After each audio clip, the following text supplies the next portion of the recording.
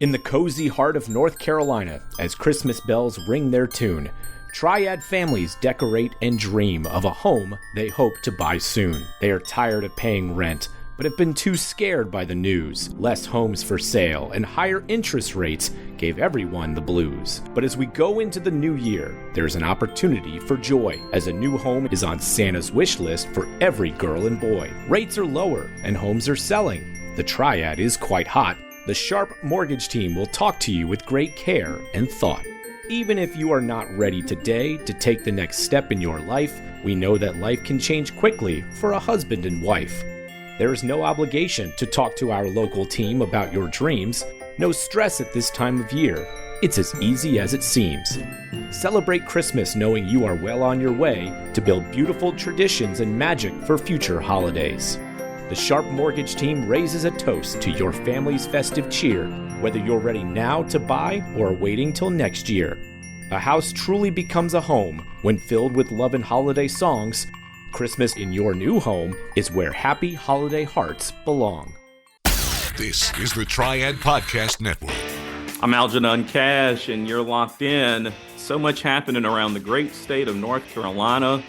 Businesses are expanding. Real estate continues to expand despite some of the slowdown you might see at the national level. And so I had to invite a friend of the show and a friend of mine for many, many years, and even a mentor, as I would call him. Robbie Perkins is a leader, not only in business across North Carolina, but certainly a top leader and performer within commercial real estate. And he's also the owner of NAI Piedmont Triad. Robbie, thank you for locking in, man. How are you? I'm doing great, Algernon. Everything is doing just fine as we wind up another successful year in 2024. Yeah, well, you jumped right in. So let's start there, man. How has your 2024 been? I know you're always out there willing and dealing and trying to make a big deal happen. Well, our company is NAI Piedmont Triad, and it's owned by NAI Earl Furman LLC, and I'm one of the members, so I'm not the sole owner of the franchise. However, we did recently open a new office in downtown Winston-Salem. So our presence is truly triad-wide now, with offices in Winston-Salem, Greensboro, and Burlington. Yeah, you guys picked up a nice asset, or I guess you're leasing space in that new building, or the building that Adam Spears acquired there on First Street. And so nice presence there. I see your sign when I go up and down the highway. Well, signs are a big part of our marketing strategy, and obviously putting a sign on our building in a very visible location is important to us. And we always say that if you can't make a good real estate deal for yourselves, you sure can't make one for your clients. So we try to show our clients that we can be well located and high profile, and we can do the same for them. Well, Robbie, one thing I noticed about the move or the new office that you opened here in Winston-Salem is you put the Piedmont Triad in the name. And I know for many, many years, going on 20 years now, you've been a huge proponent of regionalism and the fact that all of our communities and cities need to be working together. I think you coined the phrase heart of the triad back when I first got into business 20 years ago. And so I've also become a huge believer in regionalism. What kind of progress do you see us making right now in terms of regionalism here in the triad? I think it's been dramatic. And I think that the biggest thing is this whole Carolina Core effort that the true leadership of this whole region came up with. Said we're going to brand it. We're going to make us a place that people are going to know worldwide. And I was all in on that, and they have vastly exceeded my expectations. The success of the Carolina Core brand is remarkable, and I think in the not too distant future, it will be a place that folks will readily identify with. The effort, of course, started with a goal of 50,000 jobs in 2018 to achieve that goal by 2038. We're already at 54,000, and they've reset the goal at 100,000. So it's remarkable. For my audience, Robbie, that might be listening, they may not be as informed or knowledgeable as I am, or even you. I know you keep your finger on the pulse throughout the state. Explain to my audience, what is the Carolina Core and what is some of the work they're doing for us now? Well, the Carolina Core is principally a branding effort, and it goes from a little bit west of Winston-Salem, and I think you can pretty much include Wilkesboro into that effort now, all the way east through Winston-Salem, through Greensboro, and then down the 421 corridor, soon to be renamed an interstate, all the way to Fayetteville. So it's a section that uh, really over the past 40 or 50 years has been overshadowed by the Charlotte Metroplex and the Raleigh-Durham Triangle area. And we were kind of left out. But the way this whole thing is starting to shape up, we have finally become the third leg of the economic development stool for the state of North Carolina. And I think that's significant. I've always said that I think the Triad has one of the most strategic locations, not just in the state of North Carolina, but even when you look at the eastern coast. I mean, when you look at the interstate highways that run through our community, you can go north, south, east, west with relative ease. And obviously, as a part of this Carolina Core effort, I think one of the big announcements and one of the crown jewels of the work that's occurring right now is the Toyota battery manufacturing plant. I just saw an announcement the other day. It looks like they've got maybe around a couple thousand people out there working now at the manufacturing facility. Or They do, and the end product will be $14 billion and 5,200 jobs. And typically, when you look at a plant like that at full employment, you can multiply the total number of jobs at the plant by 8 to get the impact on the total employment in the region because of that plant. So this is a huge deal, and it brings a world class name to the Triad in a way that is really the future of the automobile industry the next 100 years. This is a big deal for us. Robbie, I was fortunate enough over the years to sort of watch this whole mega site deal come together and some of the players that got involved.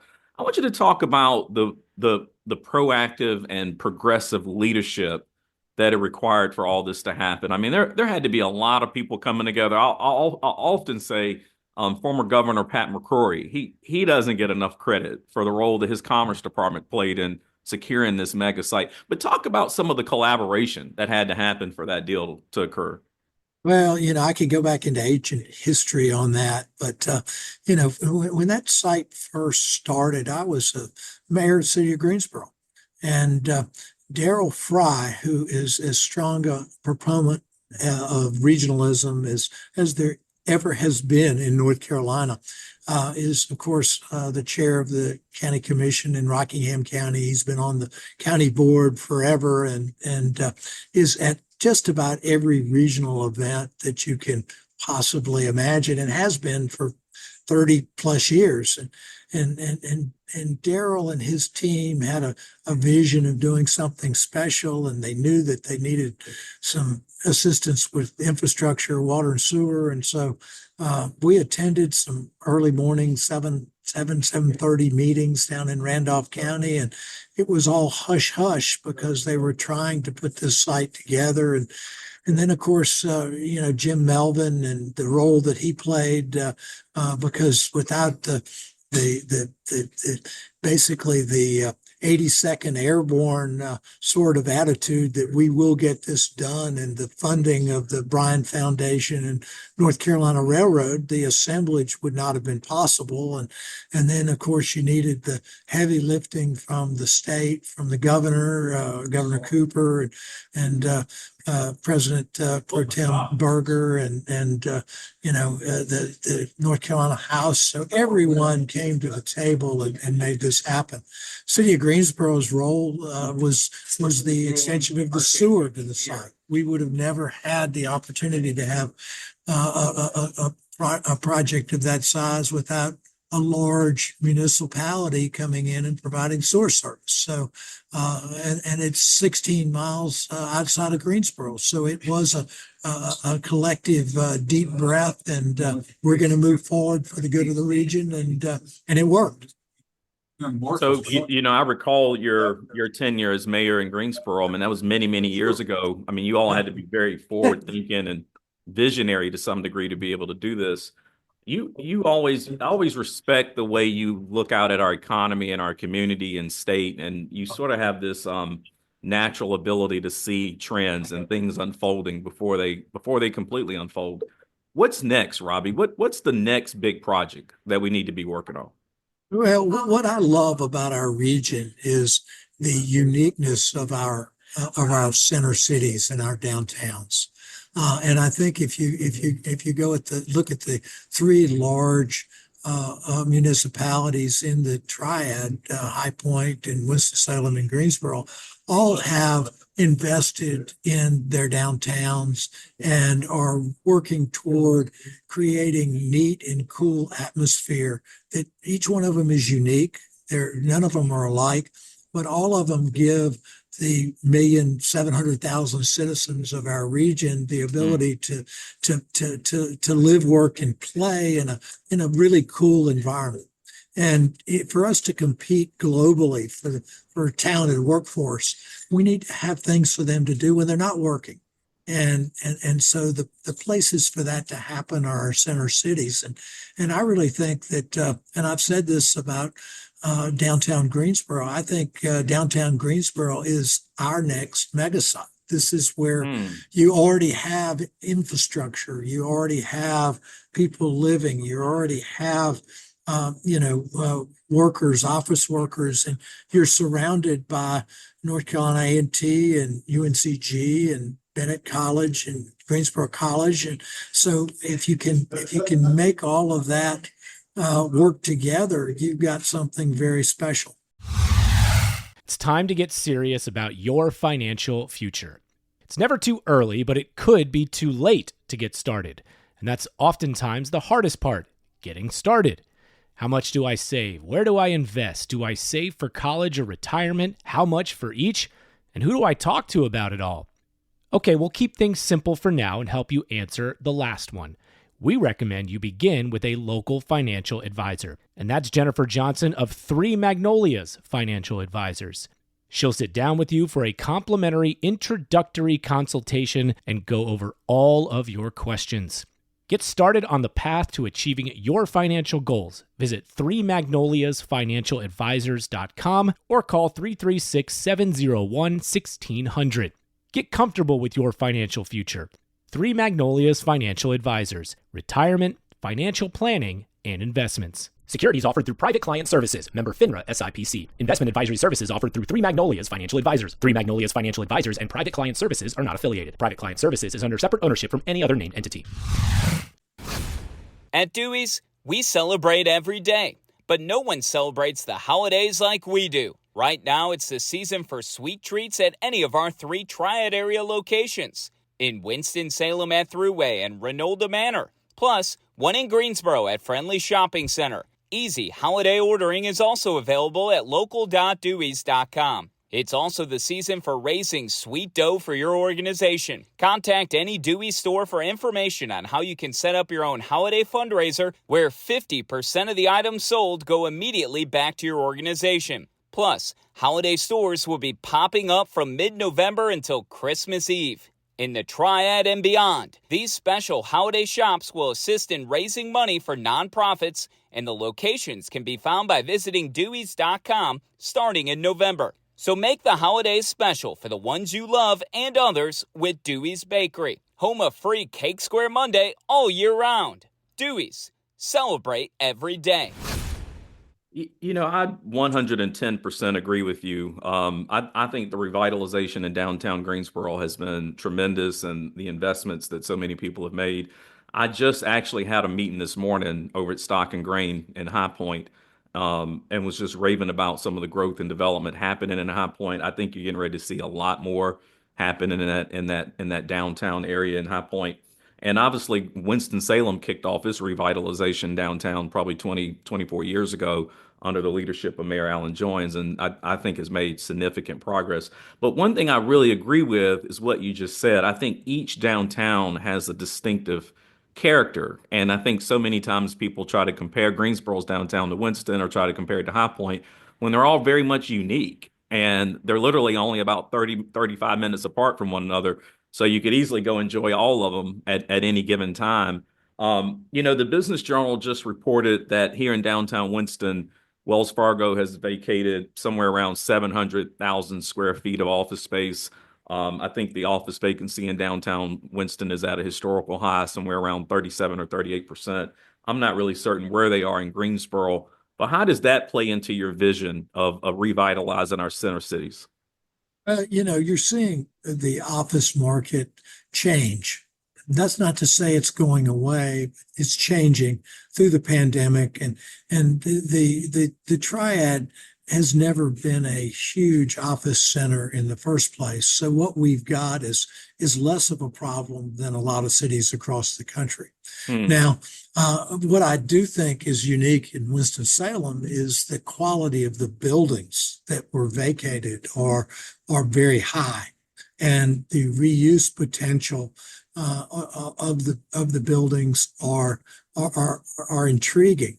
I've been in the former Wells Fargo Tower over there, and you don't get a better view in the state of North Carolina than from the top floors of those of that tower. It's spectacular in every direction. So I think somebody really smart is going to do a mixed use project there and activate the ground floor and look at potentially some residential conversions up top, and then fill in with office tenants that want to be in the best of the best. So I think you'll see some of those conversions happen. I think it'll be interesting to see how the federal government handles their involvement in projects like that, because obviously in large cities across the country, there are millions of square feet of office space that have been vacated that are going to need to find another purpose. And the president is a real estate guy. So, he's going to come up with some idea as to how to handle that. And we don't know what it is yet, but I think the municipalities are going to need some help from the feds, either in tax credit policy or tax policy, to enable some of the reuse of these big office buildings. So Robbie, you actually mentioned this in a meeting that we had at your office not too long ago, and I found it to be intriguing. So do you think there are active conversations about the office sector or the office market getting bailed out by the federal government? Or I don't think there's any question about it. I think the extent of the problem is maybe 10 or 15%. We're 10 or 15% into it. So we've got another 85% to go. And already you're seeing some of the financial institutions that have backed these office buildings start to waver a little bit. Do they really want them back? Because if they're vacant, they still incur substantial operating costs while they're waiting for somebody to reoccupy the space, and they don't have any idea of when that's going to occur. So we've got to take a serious look at this to avoid a serious economic casualty, I think, as a result of the office market. People are working different than they did 5 years ago. I've got sons that work out of the office, and it's going to take a lot to get them back in the office, and they're highly paid insurance folks. So it's pretty hard to get them to change. And if somebody forces them to change, they'll just say, "Well, I'll just go work for somebody else." No, we're seeing that all across the country, not here in North Carolina, but this young generation is pushing back. If you don't give them a work from home option, then they just go to the next company, and that's become pretty common. I think this idea that you're talking about, in regards to the federal government getting involved in the office market, I think it's an intriguing idea, and you may be right. That may be the only solution as we continue to move forward, because a lot of these office buildings, the trend in people working from home, I don't think it's going to reverse itself. I think that cat's out of the bag. And I know many of the CMBS loans that I actually originated 10 years ago are coming due in 2025, and many of those deals won't pencil out today. Well, and the center cities are so important to the infrastructure of the entire country.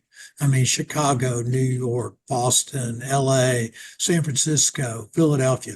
I mean, you've got to have vitality in those center cities to have the country that we have now. And, that's been talked about not only during the campaign, but every politician recognizes that our center cities are key to what's going on. You've got a lot of mayors across the country that are listened to by the federal government, and both Republicans and Democrats. You've got mayors that say we've got to have some help here. We're going to do as much as we can on our own, but if we can get some tax policy that enables us to convert office space that's sitting vacant to badly needed housing, that makes a lot of sense. I think it makes a tremendous amount of sense. The other thing you recently shared with me that I was intrigued by, I've had this inherent thought that retail wasn't performing too well here in North Carolina. You seem to feel otherwise. Talk a little bit about the retail sector. Well, the retail sector, nothing got built. There was an overbuilding in the retail sector. Everyone stopped building retail. We went into the pandemic and people's attitudes changed a little bit about retail. The experiential retail, the Topgolfs of the world have become the thing. But also just because we didn't have the building of the strip centers, they started to fill up again. And when they filled up, the rental rates increased, and people started to say this is a pretty good investment. This is something that we can change from the competitive Amazon retailer to the service-oriented retailer that you go out and you touch and feel, and you walk into their store and do business. So there's room for that, and the oversupply has been absorbed. So it's a very healthy market right now.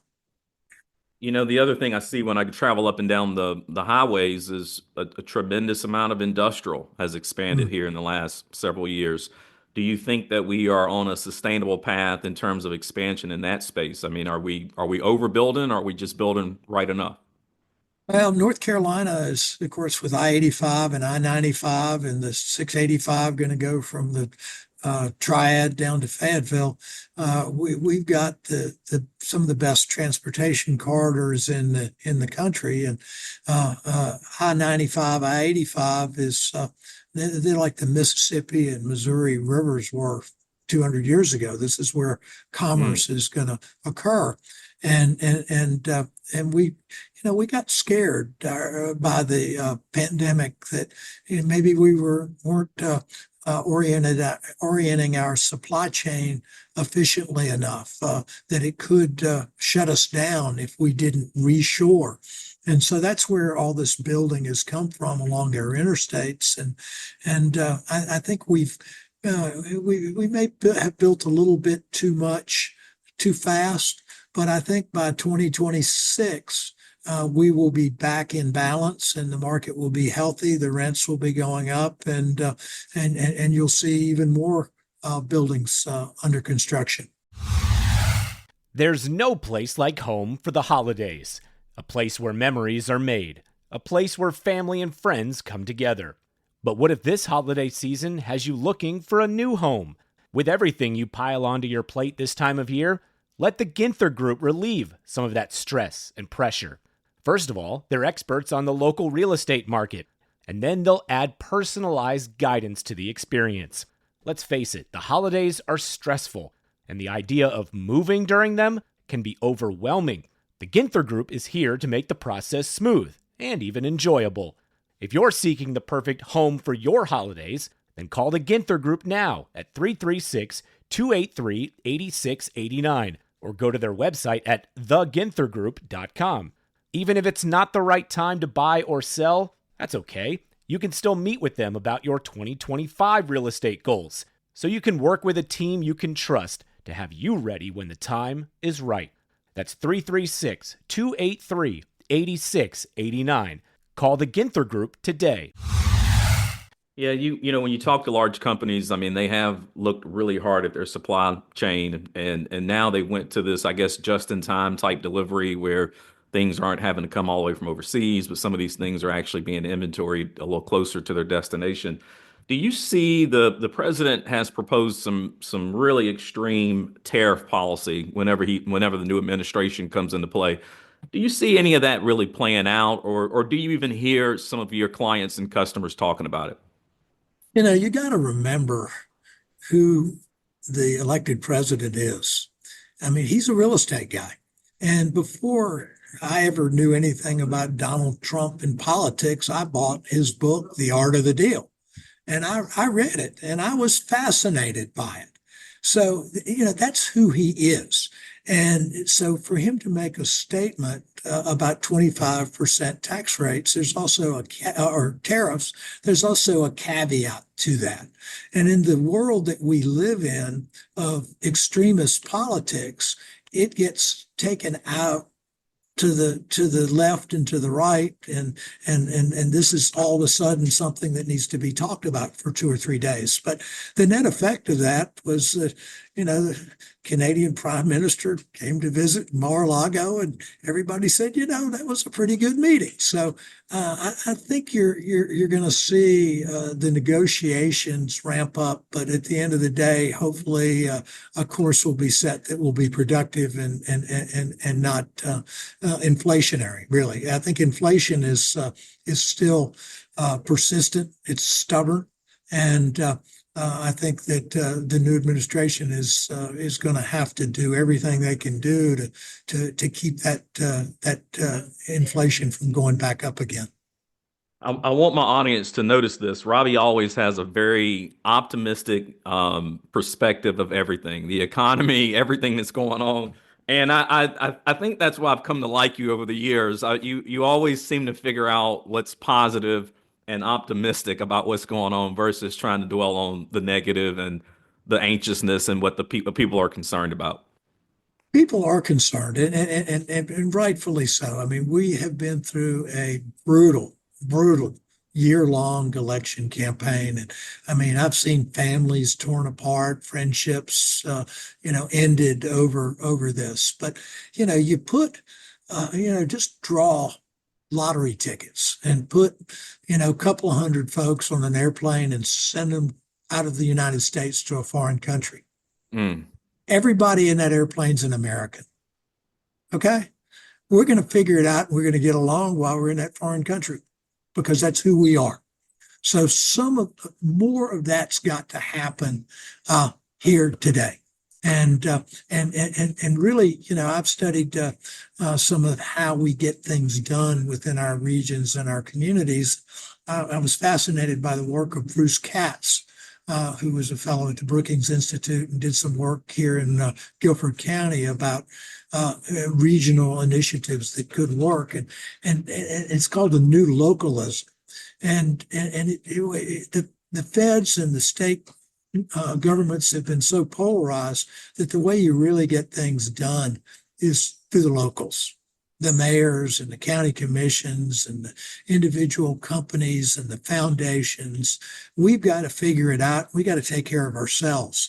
So if we get a bonus from the state and we get a bonus from the federal government, all the better. But what I think we ought to do, and what I'm hoping to do in my political sphere, is to be able to pull the types of coalitions together that can make us all better as a region.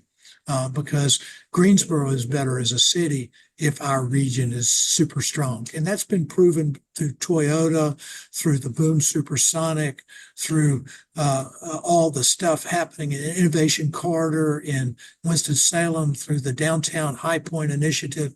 I mean, we are all better because of the successes that individually we've had. I absolutely love that. I tell my audience routinely, you need to pay closer attention to your city council meetings than you do your congressional sessions. You need to know your mayor, the head of the school board, the county commissioners. You need to know these local people that are in positions to affect your day-to-day quality of life. Robbie, it sounds like you might be running for something. We got another big election coming up in 4 years. Are you thinking about anything? Well, my election is, I was mayor of Greensboro from 2011 to 2013.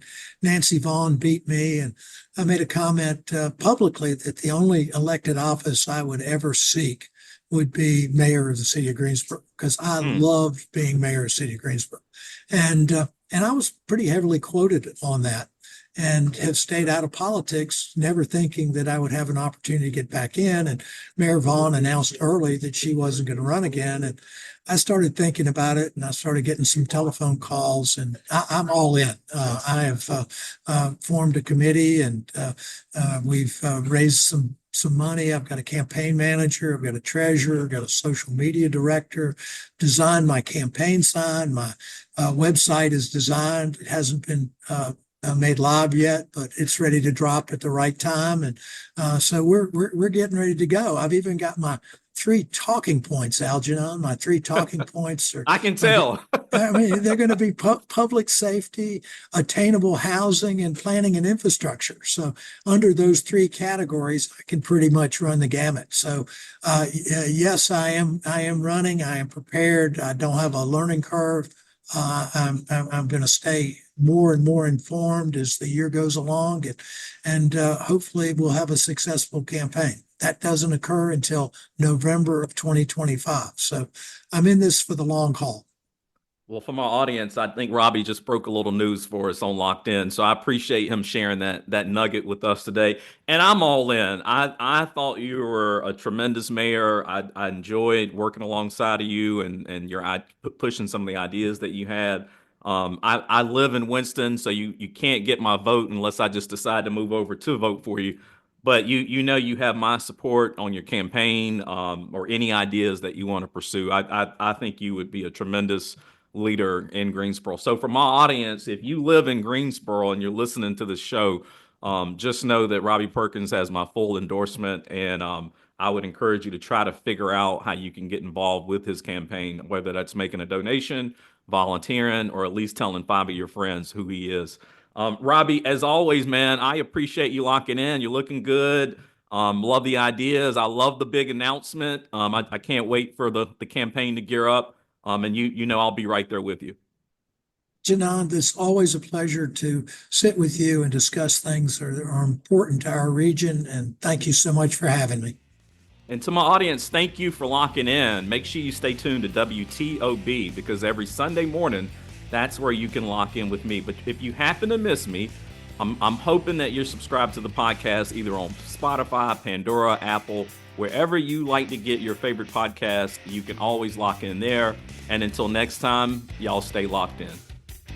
Hey, thanks for listening to this episode on the Triad Podcast Network. Our mission is simple: provide information, advice, and stories about the people and places that make the North Carolina Triad such a great place to be. You can find us by searching Triad Podcast Network on Apple Podcasts, Spotify, pretty much wherever you like to listen. If you like what you heard and want to support the show and those that contribute, we would truly appreciate a rating and review on your favorite podcast app. It helps spread the word along, as do your shares on social media. You can find us on Facebook, Twitter, Instagram at Triad Podcast.